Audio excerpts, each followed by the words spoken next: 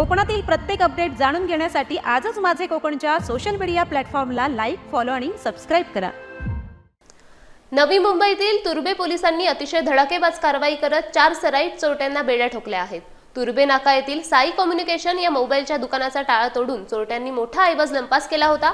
मात्र पोलिसांनी CCTV footage आणि तांत्रिक तपासाच्या कौशल्याचा वापर करून अवघ्या 24 तासांच्या आत अट्टल आरोपींना जेरबंद केले आहे। पकडण्यात आलेले 4ही आरोपी मूळचे बिहार राज्याचे रहिवासी असून सध्या ते तुर्भे गाव परिसरात वास्तव्यास होते। पोलिसांनी या यशस्वी कारवाईत सुमारे 4,51,000 रुपये किमतीचा मुद्देमाल हस्तगत केला आहे। या अटकेमुळे मोबाईल चोरीच्या 4 विविध गुन्ह्यांची एकाच वेळी उकल करण्यात पोलिसांना मोठे यश मिळाले आहे। या संपूर्ण प्रकरणाबाबत सविस्तर माहिती देताना नवी मुंबईचे सहाय्यक पोलीस आयुक्त आदिनाथ बुधवंत यांनी तपास पथकाचे कौतुक केले।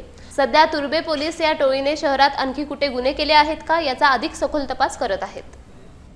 19/1/2026 रोजी रात्री साई कम्युनिकेशन या शॉपमध्ये चोरी झाली होती। दुकान फोडलं होतं। त्याच्यामध्ये 1,52,000चे मोबाईल्स आणि इतर इलेक्ट्रॉनिक वस्तू गेल्या होत्या।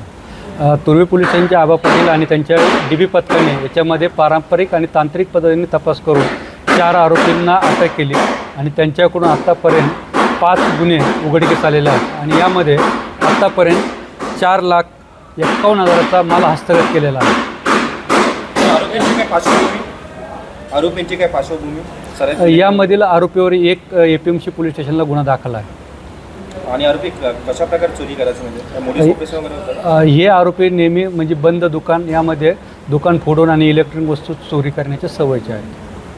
काय पोलीस कस्टडी वगैरे न्यायालयीन कोठडी वगैरे? यामध्ये या आरोपीची पोलीस कस्टडी घेण्यात आलेली आहे। तपास चालू आहे।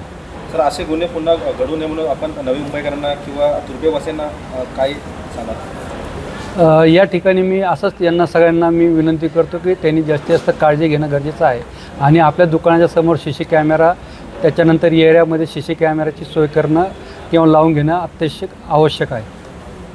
हे आरोपी कुठून आलेले आहे? हे तुर्भे गावामध्ये राहणारे आहेत।